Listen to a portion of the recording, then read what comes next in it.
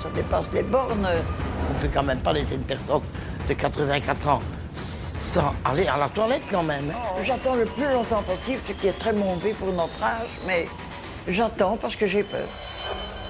Lorsque nous rencontrons Gisèle pour la première fois, voilà 3 semaines qu'elle ne peut plus utiliser ses toilettes. Celles-ci n'ont pas été raccordées correctement à la fosse septique. Et après 3 ans de galère, la solution de rechange ne semble pas vraiment optimale. On m'a mis une toilette chimique, croyant que ça allait aller convenablement, mais moi je ne sais pas m'en servir parce que c'est trop bas pour moi. Déjà pour me mettre, c'est déjà... Ouais, non. C'est tout juste, voilà. Gisèle préfère donc continuer à utiliser ses toilettes classiques, même si cela lui est formellement interdit.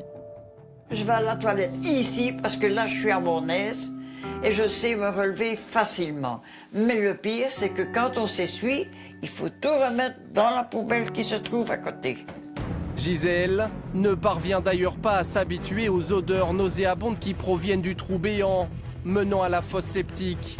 Pour l'octogénaire, il est grand temps que la société de logement vienne réparer ces canalisations. Mais elle a beau expliquer par téléphone l'urgence de la situation, il n'y aurait aucune réaction. Pour eux, les personnes âgées, elles vont bientôt terminer, donc il ne faut plus s'en occuper comme ça. C'est vraiment malhonnête de voir ça, qu'on nous néglige à ce point-là.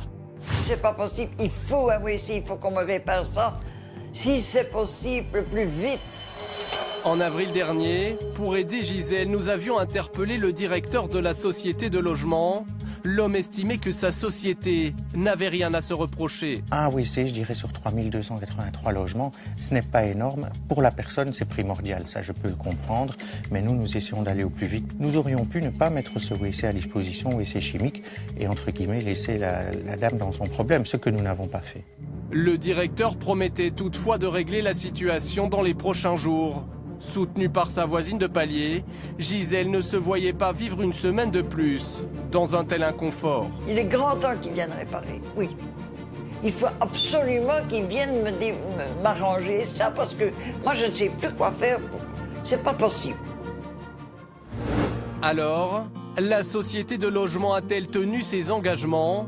4 mois plus tard, Gisèle nous le confirme, tout a changé pour elle, et ce dès le lendemain de notre intervention. Ils ont changé le WC, hein. Ils m'ont remis un autre et ils ont retiré celui qui était là. Ils sont venus contrôler tout ce qu'il y avait derrière, dans le petit trou qu'ils avaient ouvert, qui était toujours ouvert depuis X temps. Il y avait de tout dedans. Des boîtes, du plastique, des tuyaux... Un tuyau trop court, un autre qui était rajouté sans être fixé. Il a dû tout retirer. Gisèle est aujourd'hui beaucoup plus détendue et ne craint plus la venue d'invités, car tout fonctionne à nouveau correctement chez elle. Elle en est sûre, seule, elle ne serait jamais parvenue à un tel résultat. J'avais des problèmes que j'en devenais malade. 3 ans comme ça, de toujours chipoter, peur d'avoir quelqu'un qui aurait été à la toilette et que ça n'aurait pas, que l'eau aurait remonté, j'en aurais pas été. Ah non, il a fallu que vous autres vous veniez pour pouvoir avoir quelque chose de bien. Maintenant, c'est réglé, je suis en ordre, je suis très content.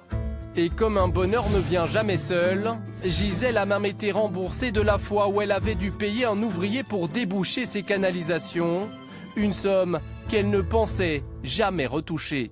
La facture que j'avais payée en février, à peu près 2014, a été remboursée, les 116,60 € depuis que vous autres vous êtes passés. Je n'ai plus jamais eu de problème, c'était magnifique pour moi.